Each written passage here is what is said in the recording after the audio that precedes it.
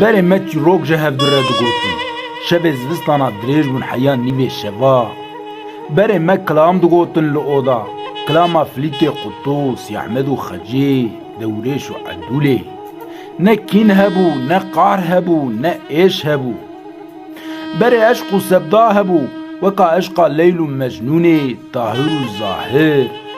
Berê hezkirin hebû, hezkirina ap û biraza, xal û xwarza, an jî hezkirina çêle û biçûka. Kesî terka kesî nedikir heya mirinê. Serê şefaqa subê ra dibû dore dore cotarên geha. Xwarina me bi team bû, gî keda dest û linga bû, helal û bi bereket bû, ne keda rişwet û xûkê bû.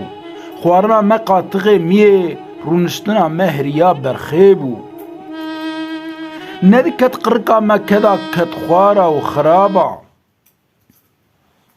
Berê mêr hebû mêr, ma dibêjin ya bi soza mêrê berê. Li paş te bi hawakî, li pêş te bi hawakî nedigotin. Terka heval û dostê xwe nedikirin heya mirinê, weka çiya li paş hevalê xwe bûn.